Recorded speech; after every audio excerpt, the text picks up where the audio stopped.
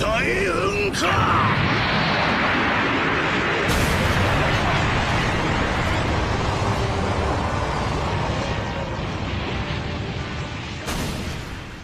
Il faut faire très attention à ce mec, il peut faire tellement de mal les gars, mais je pense que Luffy va le one shot. Non, je rigole, Luffy va le buter clairement.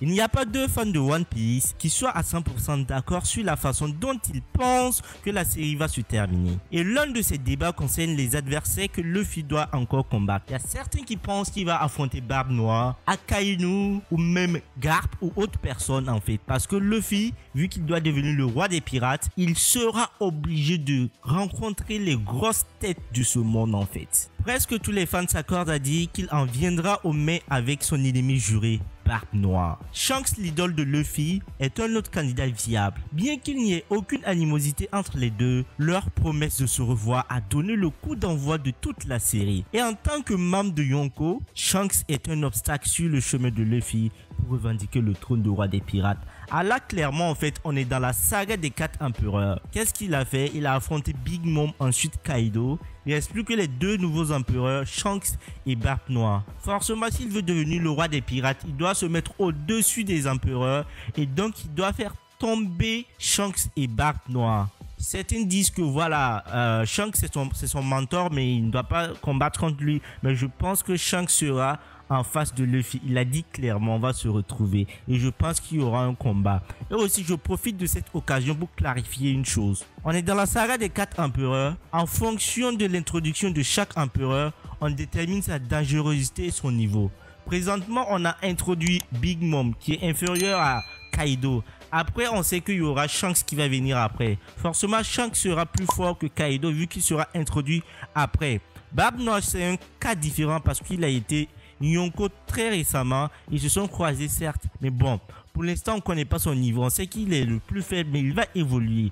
Donc je tenais à clarifier cette chose dès lors. Ensuite, il y a l'amiral de la flotte des marines, Sakazuki, également connu sous le nom d'Akainu. Alors que Luffy et Sakazuki ont une histoire ensemble et une rancune l'un envers l'autre, le fait que Sakazuki n'est pas un pirate et ne vise pas le trône de roi des pirates signifie que de nombreux fans de One Piece ne croient pas qu'ils vont se battre. À tout le moins, c'est inutile pour permettre à Luffy de réaliser son rêve. Malgré cela, il est presque garanti que les deux s'affronteront un jour. Alors, il y a beaucoup de gens qui disent ouais, il n'a pas besoin de battre l'amiral en chef pour pouvoir devenir le roi des pirates. Mais sauf que ils oublient une chose. Ce monde est régi par des lois et la marine est la forme de justice qu'il y a. Donc forcément, s'il veut devenir le roi des pirates, il devra voir la marine en face. Qui est à la tête de la marine? Sakazuki Akainu. Et en plus, ils ont un délit, ils ont un passif ensemble en fait. Donc Luffy, quand il va voir la tête de Akainu, il peut péter un cas parce que Akainu a buté Ace et il a laissé une cicatrice. Luffy a été carrément martyrisé, il a été choqué par Akainu et c'est clair que forcément à un moment, ils vont devoir s'affronter.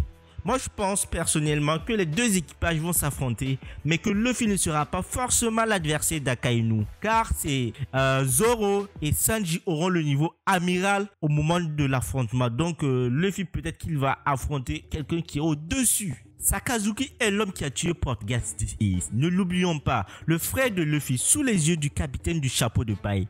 À ce jour, Ace n'a toujours pas été vengé. Et étant donné l'impact de sa mort sur Luffy, il est peu probable que le One Piece se termine sans que le capitaine du chapeau de paille ne modifie cela. Quelques chapitres plus tard, Oda a décidé de donner aux deux personnages un lien physique permanent. Akainu a brûlé Luffy en travers de la poitrine, donnant au protagoniste sa désormais célèbre cicatrice. Cette cicatrice est désormais devenue un élément emblématique de la personnalité de Luffy et sert également de rappel constant des comptes non réglés qu'il entretient avec le méchant qui lui a infligé cette blessure. 2 ans plus tard, Jinbei informe Luffy des grands changements sur la scène mondiale qu'il a manqué pendant son entraînement sur l'île de Rushukaina. L'ascension de Barbe Noire au statut de Yonko et l'accession de Sakazuki au poste d'amiral de la flotte. On sait tous que Akainu est devenu amiral en chef en battant Aokiji lors d'un combat singulier qui a duré 10 jours et qui était catastrophique et monstrueux. Ouais, qui a carrément changé le climat de l'île de Pont-Hazard. Ça dénote de la puissance des 2 personnages et de l'éveil des fruits de Logia. C'est à l'évocation d'Akainu que la cicatrice de Luffy se réveille, rappelant au lecteur que la marque sur sa poitrine n'est pas qu'une simple façade. Même 2 ans après l'arc Marineford, le traumatisme de Luffy persiste. Cette scène réaffirme la position de Sakazuki en tant que menace au même titre que Barbe Noire et l'une des 2 figures de proue de l'ordre mondial actuel qu'il faut abattre.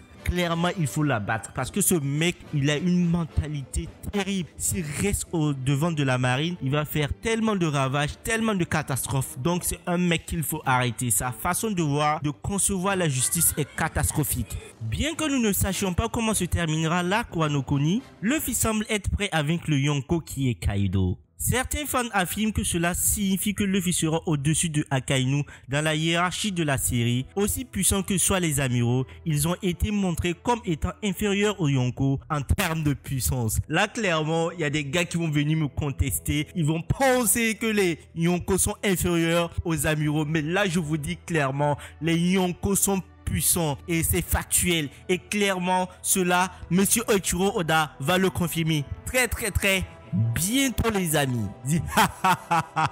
Cependant, en tant qu'amiral de la flotte, Sakazuki se situe à un niveau supérieur à celui qu'il occupait en tant qu'amiral ordinaire. À l'époque, Sakazuki possédait déjà un fruit du démon le plus offensif. Il a porté des coups à Barbe Blanche, lui-même le pirate le plus fort du monde, et lui a infligé des dommages mortels. Sakazuki et son fruit Magma sont extrêmement puissants et s'il a grandi au cours des 2 années qui ont suivi, il ne fait aucun doute qu'il est actuellement l'un des personnages les plus forts de One Piece et il faut faire très attention à ce mec, il peut faire tellement de mal les gars, mais je pense que Luffy va le one shot. Non, je rigole, Luffy va le buter clairement parce qu'on a confiance en notre futur roi des pirates. One Piece Life, prenez soin de vous, n'oubliez pas de vous abonner et de liker. Peace, portez-vous bien les amis.